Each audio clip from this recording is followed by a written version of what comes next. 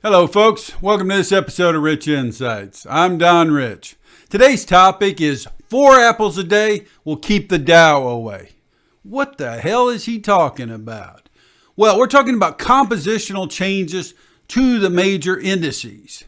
Now, earlier this year, we already have seen that China took the CSI and made it more tech focused, more tech heavy, right? It was the first change in 30 years to the composition of the Chinese equity stock market index. Now we got 2 changes coming in the next week to 2 weeks. All right, 2, probably 2. We know one for sure. Next week, Apple is going to do a 4-for-1 split, right? A 4-for-1 split. Why is that going to be important, right? The reason it's important is because the Dow is price weighted. So when you take the price of a security and you cut the hell out of it, right? On a 4-for-1 split, it's going to be 25% of its previous value. It's going to have a huge effect on the Dow. Now, not the day they do it, because they adjust the denominator. At the same time, the numerator is being adjusted. So overall, the Dow is not going to move due to the stock split. But going forward is going to be a different ball game. All right, because Apple today has the most weight in the Dow, and that's going to change dramatically. Let's take a look at this. Okay, down here at the bottom, in the lower left-hand corner here, we have the top 10 members of the Dow, and you can see the Dow's down a little over 1% so far in the year. The S&P is up 6, and the NASDAQ is up 26. All right, that's what I'm talking about. This rally has been so narrowly focused, so tech focused, that something like the stock split is actually going to have a meaningful effect. Now, it may work both ways, right? It could be a blessing or a curse, because we are going to take Apple's influence today, all right? Apple's influence today, it's the biggest one in the Dow at a little over 11% weight, and it's going to suddenly become somewhere about the 15th most important Dow Jones stock. Remember, there's only 30. So it's going from number 1 down to number 15. All right. So as we look at this list here, what else don't you see? Why is the Dow lagging? Because it doesn't have much in the way of tech. Yes, it has Microsoft here, right? But it's Facebook here, Amazon, Netflix, Google, yada, yada, yada. The answer is no. It's not here. Microsoft's the only one. So we're going to take Apple, pull it out of the top 10 list, give it very little importance, and so Microsoft is going to be the only one left. So again, if tech was to have a major pullback, this could be a blessing or a curse, as I mentioned. A big pullback on the part of tech, well, the Dow is going to hold in much better than the other indices. But you have to imagine, since we're going through this digital revolution, that Dow being a laggard today is just going to get worse and worse and worse, right? Dow's only going to have one tech firm in the top 10. That is just mind-boggling, right? That we're going to have such differentiation among these major indices. Okay, so that's the first thing I wanted to point out. The Dow change, the Dow change is going to happen with the Apple stock split next week. I think it's the 26th. All right, the 4-for-1 split. So that's the big news there. Again, Apple out of the top 10, leaving Microsoft only. Now, what's going to happen over here?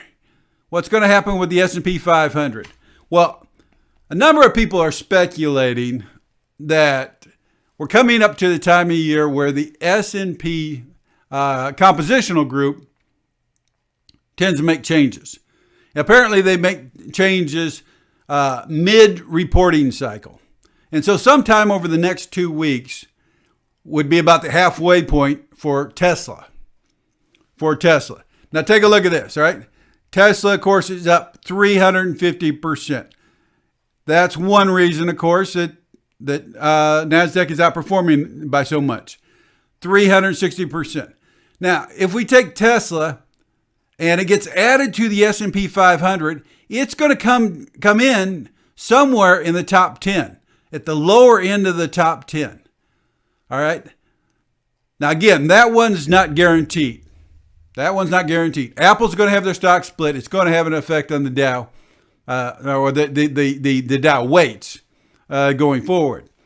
But it's being widely speculated that Tesla is likely to happen not this week, but in the following 2 weeks, at some point in the following 2 weeks. So again, if you were to take Tesla and pull it over here, say, between Visa and Procter & Gamble, for instance, then take a look at the top 10 for the S&P. Apple, Microsoft, Amazon, Facebook, Google, and Tesla. Wow.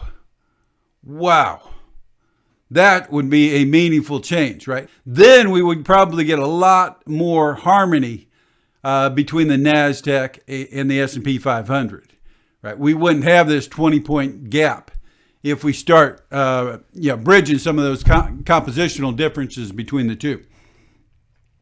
So again, these things sort of seem minor, but they're not.